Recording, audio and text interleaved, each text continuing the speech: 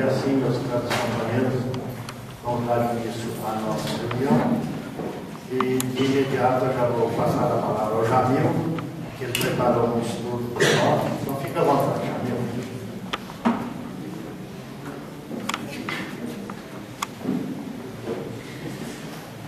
Boa noite. Boa noite. Estão me ouvindo? Sim. João. Estão me vendo? A maioria? Acho que todos? Ô, João.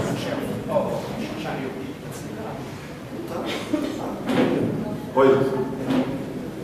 Mestre novo. Mesmo?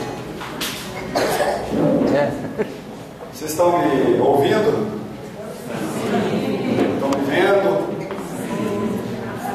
Conseguiram chegar aqui hoje? A maioria acho que sem ajuda, não foi? Deus é mau. Está lá dentro. Foi o que a gente estava conversando ali, né? Eu perguntei para ele como é que ele está, né? Ele falou assim: Jamil, eu levantei, consegui ir no banheiro sozinho, escovar os dentes. Estamos aqui. Então a gente já tem muitos motivos para agradecer, para estarmos felizes, né? E o Valentim pediu para a gente dar continuidade no estudo do capítulo dos trabalhadores da última hora, né? Então a gente quer fazer um bate-papo bem tranquilo aí, para ver se a gente sai daqui com alguma reflexão, especialmente sendo tocados, né, por uma mensagem que não sou eu que estou trazendo, né, a gente está só estudando em grupo. Já no Velho Testamento tem muitas passagens falando assim: eu sou o vosso Senhor, eu estarei convosco em todas as situações. Então, por diversos momentos, os profetas trazem, provavelmente de forma mediúnica, a presença de Deus em algumas frases, afirmando que estaria conosco sempre. O que a gente precisa perceber e refletir é se nós estamos com Ele. Porque para sentir Deus, para ter a sua presença, a proteção, o amparo, as bênçãos, é preciso que a gente faça a nossa parte. É preciso que a gente seja um servidor. E às vezes essa palavra servo dá uma ideia de escravidão, de escravo. Mas servo é aquele que serve de boa vontade. Saulo de Tarso, quando ele está chegando em Damasco, e ele tem aquele encontro inesquecível com Jesus, ele já diz de pronto: Senhor, o que queres então que eu faça? Essa frase precisa ser a nossa referência, precisa ficar ecoando no nosso pensamento, no nosso sentimento. Imagine nós encontrando com Jesus às portas de Damasco. Será que a gente já falaria isso? Provavelmente a primeira atitude nossa era abraçar Jesus, tirar uma foto, né, aquelas que ficam bem cabeçudo, jogar no Facebook. Um JC chegando em Damasco, né? Bem resumido. E depois, os trabalhadores da última hora falam muito desse momento que nós estamos vivendo. E é lógico, o Evangelho, as obras da codificação, teve todo o amparo da espiritualidade. Kardec foi um instrumento maravilhoso. Então, aqui estuda na sequência, né, Valentim? Então, se vocês lembrarem aí os estudos passados, capítulo 15, fora da caridade não há salvação. Não é que é o melhor caminho. O único caminho para sermos felizes é através da caridade. Então, quando chega nesse capítulo aqui, já está tudo muito claro. Eu confesso que esse capítulo aqui é um dos que eu sempre tive mais dificuldade de entender. Até que, conversando com um amigo nosso há algumas semanas, ele falou assim: volta lá no capítulo 15, vai olhando a sequência. Porque quando chega no capítulo 20, se a gente já entendeu e começou pelo menos a colocar como objetivo esses itens aqui, capítulo 16, não se pode servir a dois senhores. Provavelmente a maioria de nós, os séculos passados, milênios, só estavam servindo a um senhor, a Mamon, que está ligado ao materialismo, ao apego, aos prazeres. E agora, Jesus fala assim, ó, não se pode servir a dois senhores, que provavelmente é o momento da maioria de nós. Já sabemos que temos que desapegar, que temos que ser generosos, que perdoar, mas ainda há uma tendência, há um passado que é muito presente em nós, que ainda quer algumas coisas, que ainda sente ainda muito dessa materialidade nos puxando para baixo. Mas o momento é interessante, porque a gente já está nesse conflito. O próprio início, né, da trajetória de Paulo, ele fala: infeliz eu sou, o bem que eu quero fazer eu não faço, o mal que eu não quero fazer eu faço. Não é a maioria de nós, não é isso? Quer fazer o bem, mas não consegue tanto quanto gostaria. Não quer fazer o mal, mas às vezes machuca sem querer, às vezes é muito instantâneo, impulsivo e acaba desagradando, acaba criando situações que a gente fala depois assim: puxa vida, não é isso que eu queria fazer, que eu queria dizer, eu sei que não é o melhor caminho, eu preciso fazer isso, eu não devia, mas está tudo certo, o momento é muito especial. A gente já está percebendo tudo isso e já estamos conseguindo dar alguns passos seguros, mas é importante cada vez para frente. 17, sede perfeitos, lei de progresso, homem de bem, parábola do semeador. Nesse capítulo vem falar da vinha, que também tem tudo a ver com esse trabalho. Depois o 18, muitos os chamados, poucos os escolhidos. Quase que a mesma coisa desse capítulo. Muitos, todos. Os chamados, o convite. Não é um convite, o convite. Não é mais uma oportunidade, é a oportunidade. Os escolhidos, aí a opção é nossa, escolhemos ou não. Mas as condições dessa vez são muito favoráveis. E o Luiz Henrique vai cantar uma música agora, para dar mais uma introdução nesse assunto aí, que fala da importância do tempo, nesse momento histórico que a gente está vivendo. Não só histórico fisicamente, mas um momento histórico espiritualmente também que nós estamos vivendo.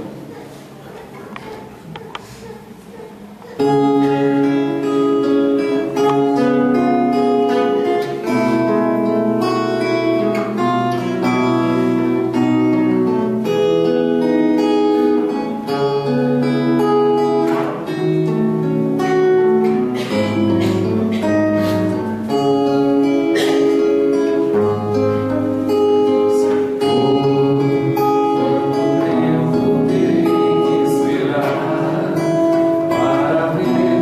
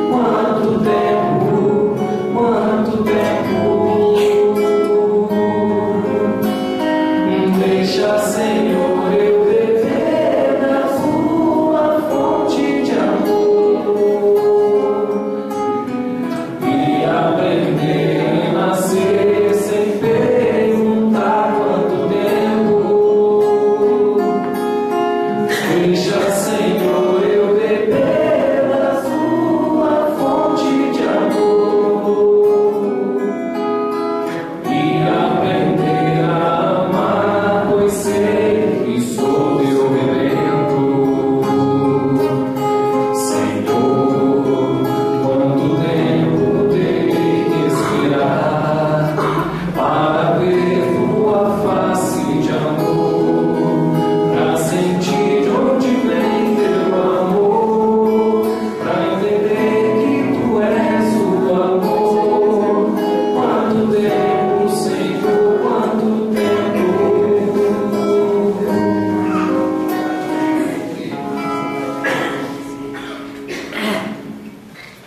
Vocês já estudaram no início do capítulo que essa referência última hora quer dizer o exato momento que nós estamos vivendo. Porque o trabalho nunca vai cessar. Daqui a alguns séculos também vamos estar falando dos trabalhadores da última hora. Daqui a alguns milênios, daqui a alguns milhões de anos, a gente vai estar repetindo. Porque é a importância desse momento. Lembra, na madrugada em que Pedro nega o Cristo, houve uma simbologia ali do galo cantar 3 vezes, que tem muito a ver com esse momento que a gente está vivendo. Porque a referência do galo é porque ele era o despertador da época. Então o nosso momento espiritual é de despertar, e não esperar que nos despertemos através da dor. Desperta a dor. Então nós podemos já ter a consciência de compreender a mensagem e ir pelo amor, pelo trabalho, pelo prazer de servir. E as condições são muito excelentes. Porque nós estamos pegando uma terra que já foi muito arada, não já? Moisés, Jesus, Francisco de Assis, Kardec, Chico e outros, para deixar a terra em muita boa condição para a gente nesse momento. Então, tudo está muito favorável para que realmente essa mensagem se enraize na nossa mente, no nosso coração. Por que será que a gente seria tão cristão nesse momento se tivéssemos nascido lá na Síria? O que vocês acham? Será que talvez a gente não teria um impulso também de guerrear, de matar, num país em que desde a infância fosse falado, ó, quem está do lado da fronteira é teu inimigo, tem que ser morto? Será que a gente seria tão cristão? Ao meu ver, estamos espíritas cristãos no Brasil para que a gente realmente, daqui para frente, fale, não, esse é o melhor caminho, essa é a melhor opção, daqui para frente pode me mandar para qualquer lugar do planeta aí, que eu vou ter tranquilidade e serenidade. E aí vem a reencarnação. Aí fica mais claro ainda. Por quê? Porque aí não tem nem último nem primeiro. Eu posso ter começado o trabalho lá atrás, voltei para o plano espiritual, retorno e dou continuidade no trabalho, mas com uma condição melhor ainda. Alguém continuou por mim. Então sempre as condições de trabalho nossas vai ser cada vez mais favorável daqui para frente, porque nós estamos interligados. Em todos os setores que formos, alguém começou, ou a gente vai simplesmente dar continuidade. Mas o capítulo, ele dá uma aparente injustiça, não dá? Aparente. Porque os trabalhadores da primeira hora receberam a mesma quantia dos últimos. Mas por que é aparente? Primeiro, o pagamento não é coisa material. O pagamento é em sentimento, em questão espiritual. Segundo, os trabalhadores da última hora não estavam ociosos. Eles estavam à disposição do trabalho. Faltou-lhes naquele momento ali o trabalho. E na tarefa do Cristo não existe quantidade de horas, existe qualidade. Aí envolve o sentimento que eu coloco no trabalho. E daqui a pouco a gente volta nesse item para essa parábola ficar mais clara ainda. Eu passei bem rápido por essa explicação aqui, porque já está bem naquilo que estudou a semana passada. Mas eu queria pegar alguns pontos ou algumas palavras que tem nesse item aqui, tanto no item 1 que foi da semana passada, quanto no 2, para a gente perceber o quanto é importante esse momento e a gente poder depois conversar entre família, com os amigos, sobre esse item. Lá no início do capítulo fala assim, ó, o reino dos céus é semelhante a um pai de família que saiu de madrugada. Essa madrugada está relacionada aos milênios, aos milhões de anos, em que Jesus contava ainda com pouquíssimos trabalhadores. Aqueles que lá no início ajudaram a organizar o planeta Terra, a trazer a semente, a mensagem, e aí com o tempo ele foi convidando outros, outros foram chegando, foram vindo, até que foi crescendo, e aí foi dada a oportunidade para nós. Então, nesse momento, de todos esses convites, nós tivemos um muito claro, que 2000 anos é muito recente, né? Parece que é muito, olhando aqui fisicamente, mas espiritualmente, na nossa trajetória espiritual, 2000 anos é pouco. E aí aquela frase precisa repetir na nossa mente: Senhor, o que queres então que eu faça? Agora não temos justificativas mais. Enquanto estavam em outras doutrinas que não falavam de reencarnação, de imortalidade da alma, de lei de livre-arbítrio, de causa e efeito, a gente ainda tinha algumas justificativas. Daqui para frente está muito claro. E aí é usado o termo vinha, que representa todo o planeta Terra, todos os setores. Os cristãos não estão trabalhando apenas nas casas religiosas. Muitos filósofos, cientistas, professores, não é para rir porque eu vou falar sério, hein? Políticos, vou falar, o Valentim me desautoriza aqui. Claro que temos. Em todos os setores, sempre vai evidenciar mais as coisas negativas. Mas a espiritualidade não ia deixar setor nenhum desamparado. Então, em todos os setores, nós temos trabalhadores, médicos, engenheiros, todos que vieram com a proposta de, naquele meio ali, serem os trabalhadores da última hora. Aqueles que vão além de cumprir hora, vão além de simplesmente cumprir o dever material, e sempre deixam uma mensagem muito mais ampla. Muito mais ampla. Então, quando tem a reclamação por parte daqueles trabalhadores que chegaram nas primeiras horas, fica muito claro que o Senhor, Ele não pagou mais para os trabalhadores da última hora.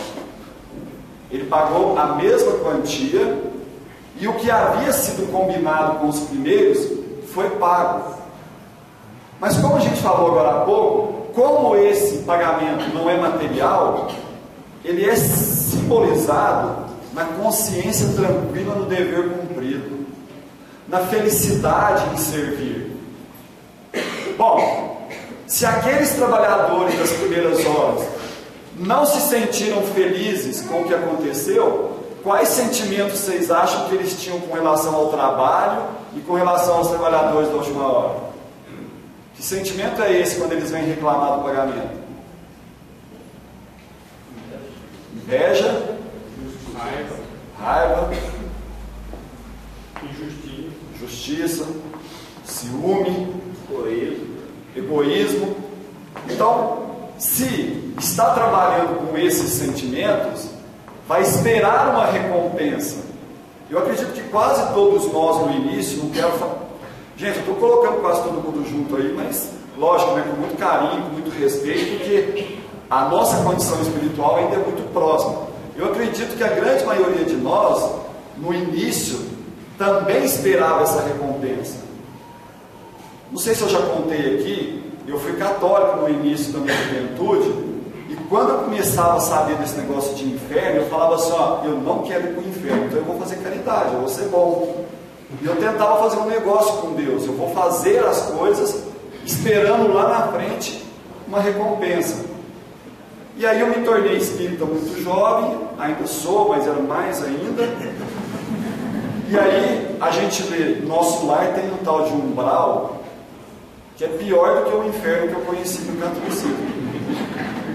Aí eu falava assim, eu não quero ir para esse umbral, eu quero ir para o nosso lar. Então agora que eu vou fazer caridade. Até o verbo está estranho, né? Fazer caridade, né? Ainda não era o que realmente se espera de caridade. Mas é um caminho, não é? A gente não está buscando isso aí, não está tentando, mas sempre esperando. E aí, quanto mais a gente caminha, quanto mais a gente continua, a gente percebe que não precisa esperar nada em troca. O ato, o sentimento ali de servir, já nos traz essa felicidade que a gente estava esperando para depois que morresse. Então tudo começa a ficar mais objetivo, começa a ficar mais motivante, e aí a gente vai continuando, vai continuando. Então,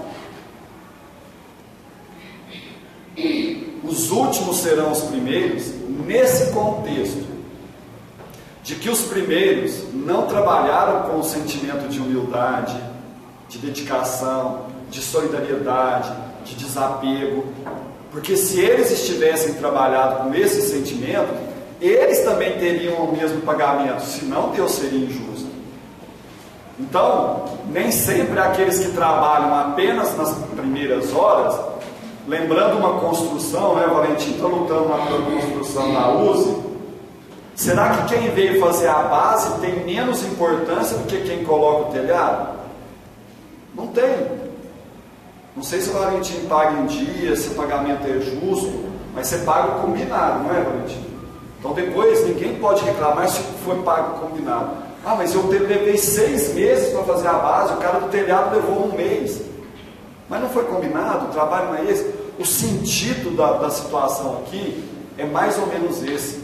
É simplesmente o prazer de fazer alguma coisa que você tenha certeza que fez o melhor possível, mesmo com as nossas imperfeições, mesmo com as nossas dificuldades.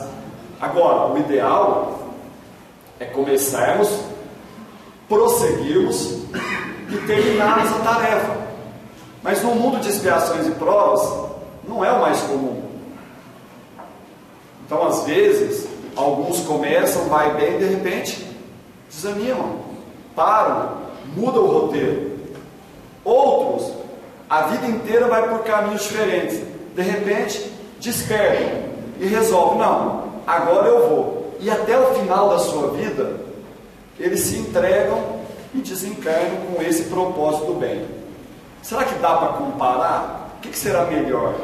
Começar e parar? Ou ir mais ou menos e depois seguir o caminho? O que será que é o melhor? Começar bem ou terminar bem?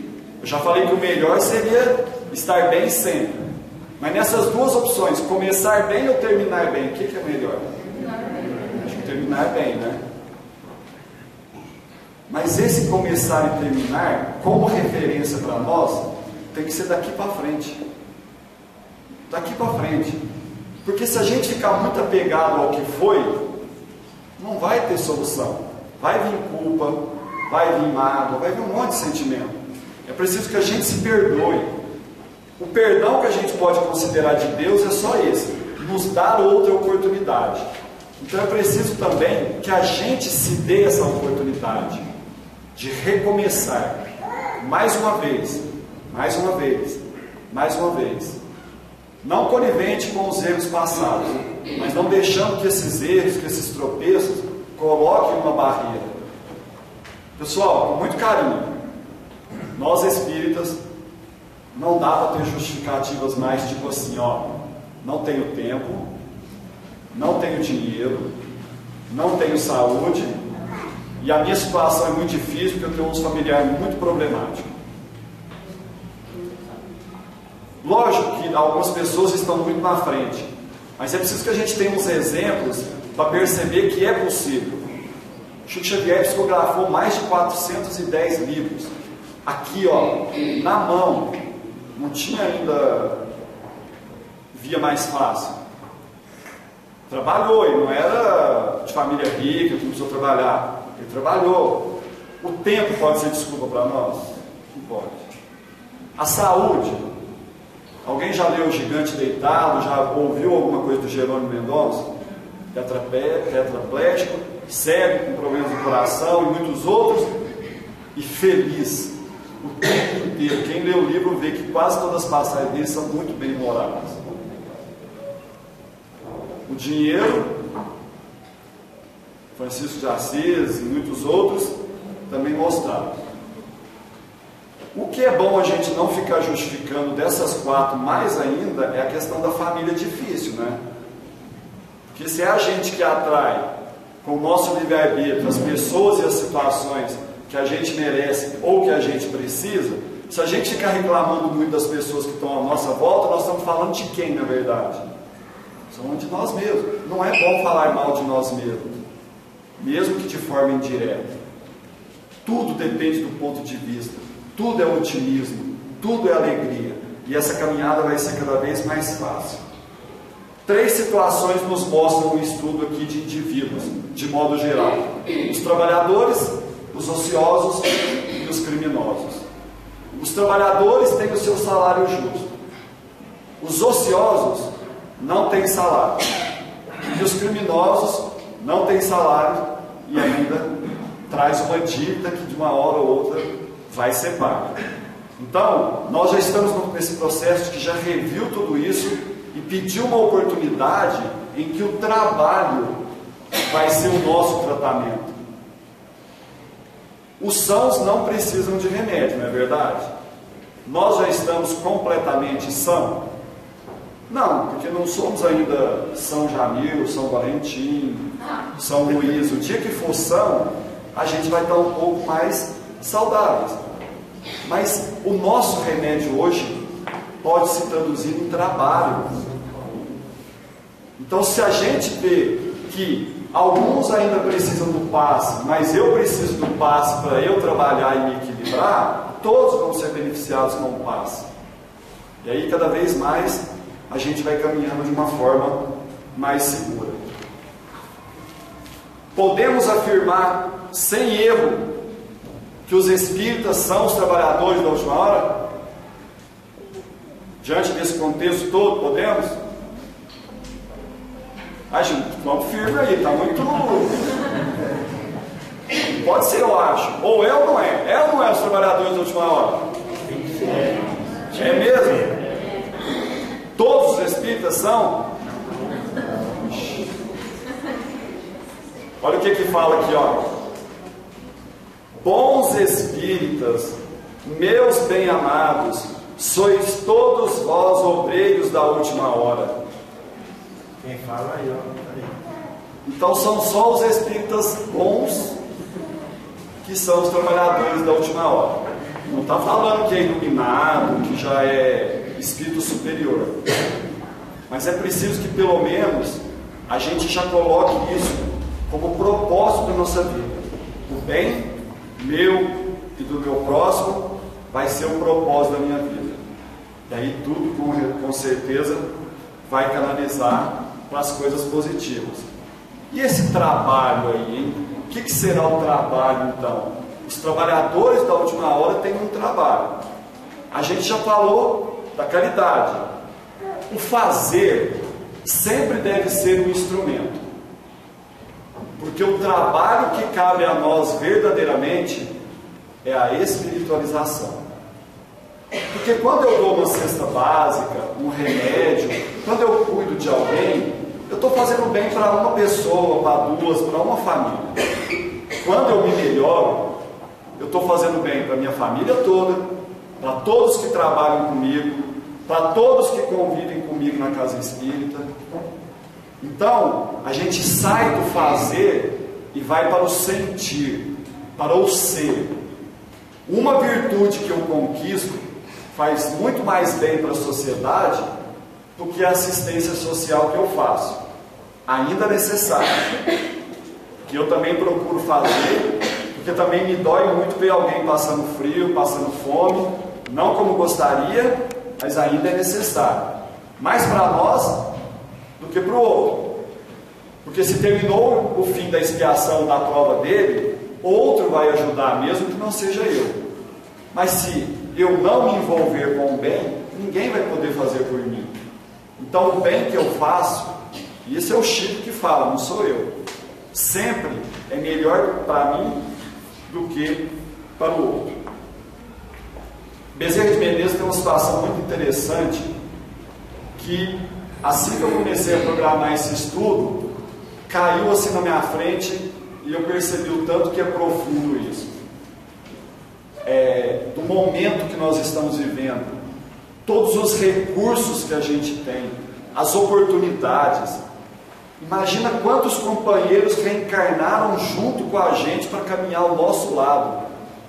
E aí ele fala assim, que o tempo atual, nós já conseguimos dominar tudo. Já dominamos a ciência, dominamos a tecnologia, os fenômenos naturais, tudo a gente já sabe. Só nos resta agora aprender a enxugar lágrimas. Isso que o Dr. Bezerra fala. O momento é que a gente aprenda como enxugar lágrimas.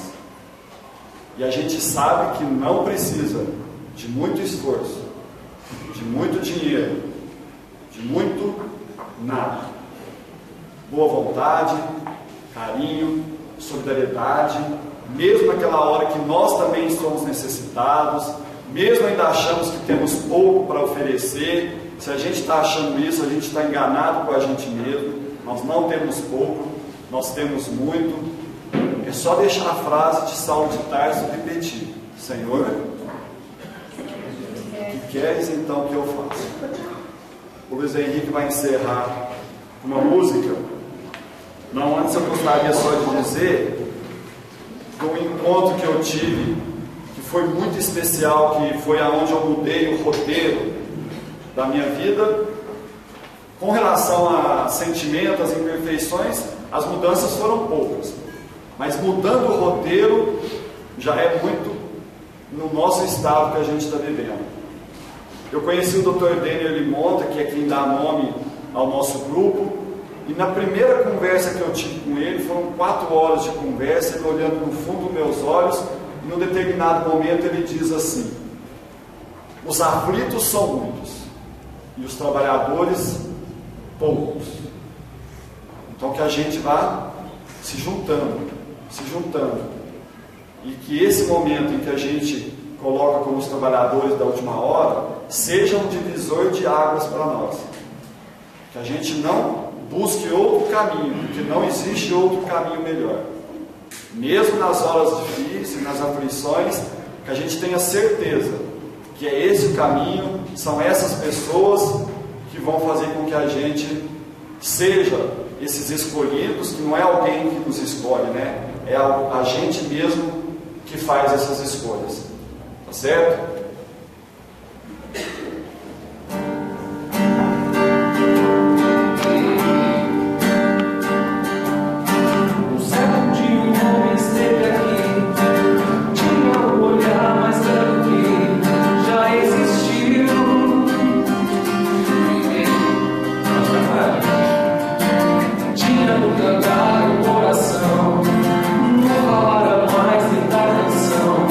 Já se ouviu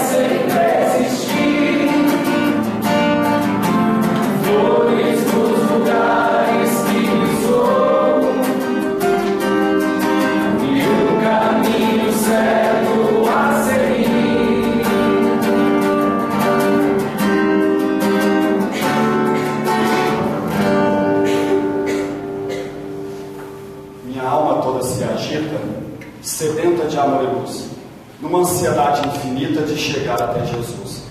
Mas sou tão pequenino ainda para nutrir essa esperança que sinto uma dor infinda e choro como criança.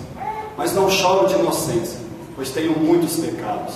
Choro de ver a clemência de Jesus, o Mestre amado. Quanta riqueza em seu coração divino, mas como é rica a sua vinha. Quanta riqueza se alinha em seu coração divino, mas como sou pequenino. Deus é Pai que sempre ampara. A nenhum dos filhos teus Ele jamais deserdou, pois Ele é Pai, Ele é Deus, que em tempo algum odiou. Seu divino amor é dado a todas as criaturas, e Cristo é o seu enviado em nosso mundo de agruras. Se seguirmos, pois, ao Cristo, vencendo as paixões soezes, seremos por certo misto de ser humano e de deuses. Galgaremos as esferas dos mundos mais elevados, perdendo no pó das eras nossos recalques passados. Então, nos libertaremos da vã matéria terrestre, e irmãos eleitos seremos do Salvador e do Mestre. Muita paz a todos, que Jesus nos abençoe, e um abraço no final que eu gostaria muito de receber de alguns que eu não cumprimentei no início.